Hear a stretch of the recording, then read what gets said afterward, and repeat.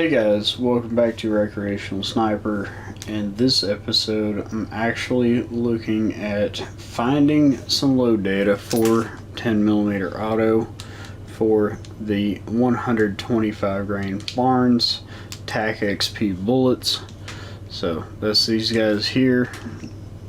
They're super light and I'm intending to send them very fast down range. So what we want to do is we're going to look at a couple different websites that provide, they're kind of like a compendium of load data. So they take like all published load data and they just compile it into a user friendly source. So we're going to look at a website called Powder Through.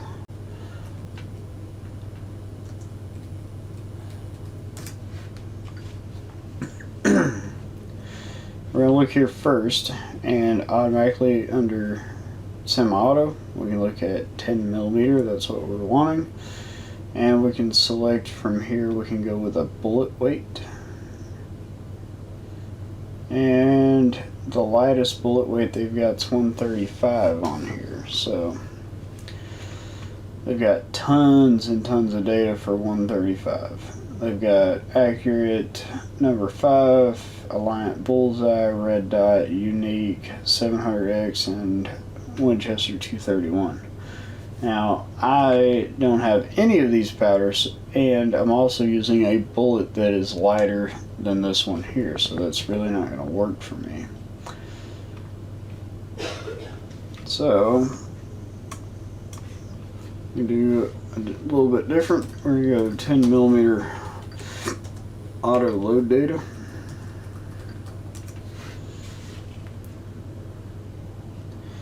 And we're going to take a look at Shooter's Reference. And Shooter's Reference is another one of those places that has a lot of information. So we're going to unselect all bullet weights and we're just going to select the 125 grain. And this is Barnes TAC XP. So we're going to kind of look down through here and they've got accurate number 5, number 7, silhouette, True Blue, Power Pistol, Unique, 700X, HS6, Universal, and 231. So let's see, what did they get the maximum velocity with? By the way, they're using a 5-inch barrel as a test barrel, 1/16 twist, pretty typical for 10mm auto. But it looks like little Power Pistol from Alliant got up there at like 15-20 with 10.4 grains. So that looks like that is the hottest one on the list. So let's look at a burn rate chart real quick. Let's see. Oop.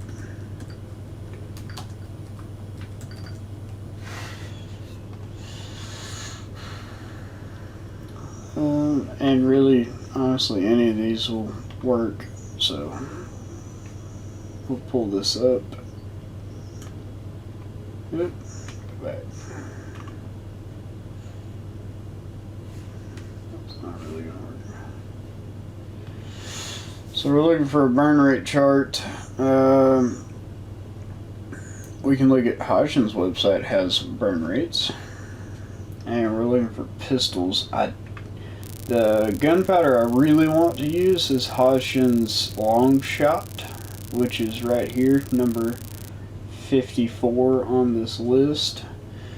And let's go back over here and kind of look at this Shooter's Reference still, and we notice that Power Pistol was the highest velocity one. So let's look at this burn rate chart again. Let's find out where Alliant Power Pistol actually sets up. So Alliant's in green. Alliant Power Pistol is down here at number 36. So it's a much faster burning powder than Alliant Long Shot, or than Hodgson's Long Shot. So let's see if we can find something, some load data for something that's pretty close to this. We've got Alliant 410, Hodgins long shot, Pro Reach, accurate number 7, Alliant blue dot. Okay, so let's go back over here and say, what do we got?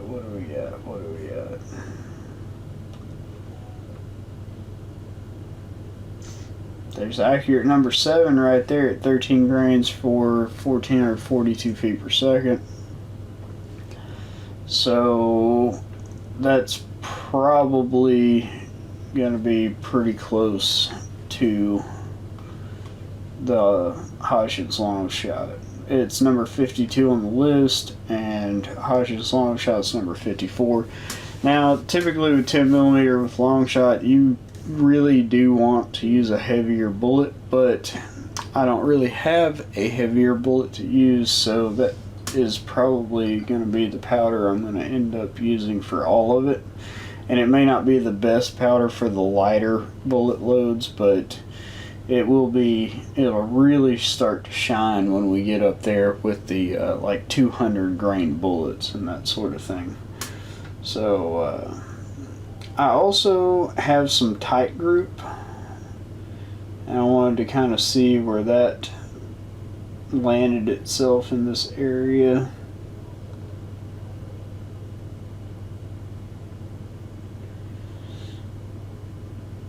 Tight group is way down here on the list at a really kind of a high burning powder, but it's also a very fine powder. So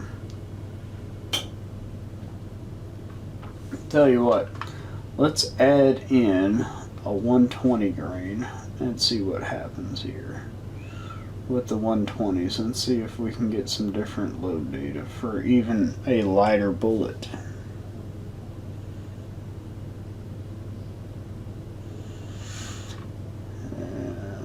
Doesn't look like much is going on there. Actually, they've got long shot for a 120 at 10.5 grains and 1447 feet per second, and a very mild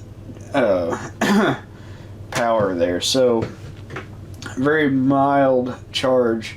The maximum pressure for 10mm is 37,500 psi. And we are, if we were to use long shot there at maximum load for this particular one, we're still only showing 29.8. So that tells you right there, it's a slow burning powder. Now, if we were to look at HS6, we would be getting less speed with less powder charge and way more pressure, and the same thing with tight group.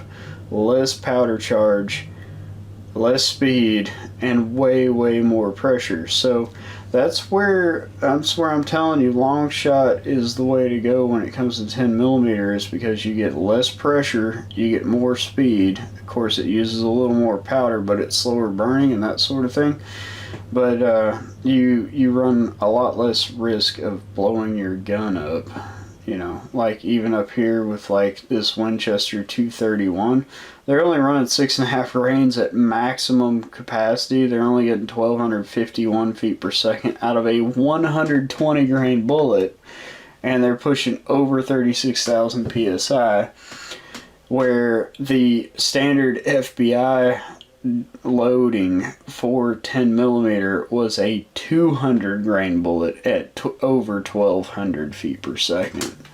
So chances are they were using a much slower burning powder and stuffed it in there a little more, running less pressure and all that. So the long shot is a pretty safe way to go with this really light bullet. It's going to be really hard to screw it up and overpressure it, obviously. So my starting load data for long shot is probably going to be around 10 grains is where I'm going to start it for the 125. And it says the COAL for this is 1.250. Now if we look at the maximum COAL for 10mm, and of course your cartridge overall length really kind of depends on the profile of the bullet, whether it's a round nose or like a truncated cone. And you know, depending on the profile of the bullet, you can seat the bullet a little further out, or you may have to seat it a little deeper. And the reason why is because depending on that profile, they may not feed as reliably. You know, they may not feed as good. They may jam up or not. You know, or not, depending. And that's because of the angles of the nose of that bullet. So the maximum OAL, according to the Lee die set, is 1.260 inches. These are set to 1.25, and I'm pretty sure in years past I always set my bullets to 1.25 and never had a problem with that. So that's probably what we're gonna go with. We're gonna start at 10 grains, and then we will go up 0.2 grains every 5 rounds and see how she goes and get us some velocities. So looking for pressure signs, of course, along the way, but that's just the way we're going to go with it here, and that's just the way I would do things.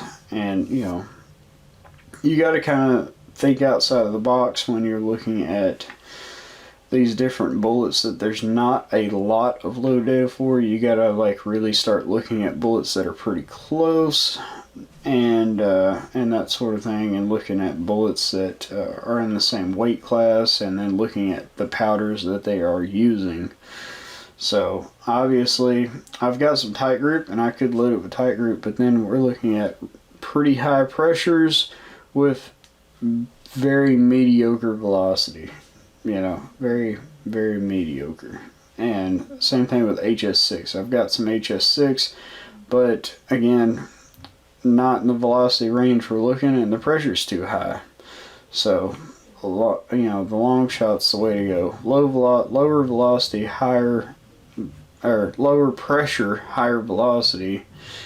You know, that obviously is the better powder to go with.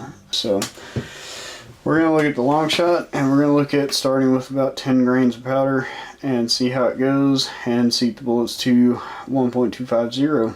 So let's get to it.